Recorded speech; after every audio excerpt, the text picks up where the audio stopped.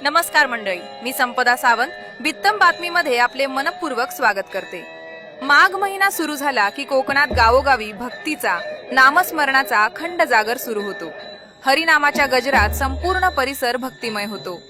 असाच एक भव्य आणि जागृत अखंड हरिनाम सप्ताह सिंधुदुर्ग जिल्हा कणकवली तालुका नाटर गावात जागृत रामेश्वर मंदिरात माघ नवमीपासून मोठ्या श्रद्धेने साजरा केला जातो।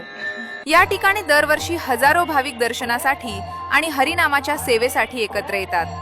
आजच्या या विशेष कार्यक्रमात आपण जाणून घेणार आहोत जागृत रामेश्वर मंदिराचा इतिहास, हरिनाम सप्ताह म्हणजे नेमकं काय आणि या परंपरेचे धार्मिक व सामाजिक महत्त्व। यासाठी आपल्या सोबत संवाद साधणार आहेत नाटळ गावचे ग्रामस्थ आणि पुरोहित आदरणीय श्री पराग मुंडले गुरुजी। नमस्कार, नमः शिवाय। सिंधुदुर्ग जिल्ह्यातील कणकवली तालुक्यातील नाटळ गावातून मी ग्रामपुरोहित श्री पराग मुंडले बोलतोय। सध्या नाटळ गावामध्ये अखंड हरिनाम सप्ताह चालू आहे आणि नाटळमधील हे रामेश्वर मंदिर हे एक अद्भुत असं अलौकिक मंदिर आहे की ज्या मंदिराला शिवलिंगाचा आकार आहे।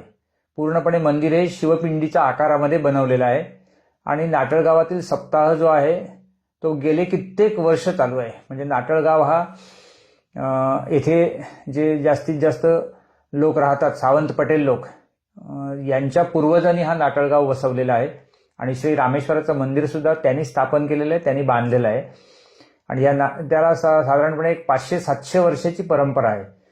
आणि आता गावराटी चालू झाल्यापासून त्याला सुद्धा एक 300-350-400 वर्षाचा इतिहास आहे। तर त्यापासून हे हरिनाम सप्ताह अखंडपणे दरवर्षी या गावामध्ये रामेश्वर मंदिरामध्ये होतो। 7 दिवस म्हणजे माघ शुद्ध नवमीपासून पुढे 7 दिवस आणि 7 रात्री अखंड हरिनामाचा गजर, टाळ वाजतो, मृदंग चालू असतो आणि याच्यात कुठल्याही प्रकारचा व्यत्यय न येता हे हरिनाम चालू असतं। आणि 8व्या दिवशी घट उठतात, म्हणजेच देव तरंगासह नदीवरती म्हणजे गंगेवरती स्नानासाठी जातात आणि समारोप होतो आणि दुसऱ्या दिवशी समाराधना, महाप्रसाद होऊन त्या रात्री दशावतार नाटकाने या हरिनाम सप्ताहाची सांगता होते।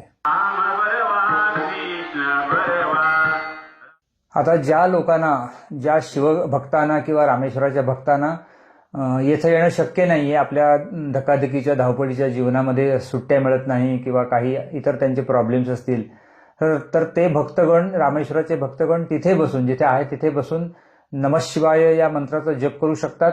तसेच शिवलीलामृत 11वा अध्याय वाचू शकतात आणि तिथे आता ऑनलाईन पद्धतीने सुद्धा आम्ही इथे चालू केलेलं आहे की शेवटच्या 2 दिवसामध्ये फेसबुक ऑनलाईन तर्फे तुम्हाला दर्शन घडेल। आणि ज्यांना काही आर्थिक मदत करायची आहे तर या रामेश्वर मंदिराचं बँक अकाउंट आहे, त्याचा QR कोड आहे। तसंच रामेश्वर मित्रमंडळ जे आहे, रजिस्टर संस्था आहे, तर त्याचा सुद्धा QR कोड आहे। तर त्याच्यावर ते ऑनलाईन पद्धतीने देणगी पाठवू शकतात आणि या सप्ताहाच्या कार्यक्रमात आपला सहभाग आणि आपली सेवा देऊ शकतात।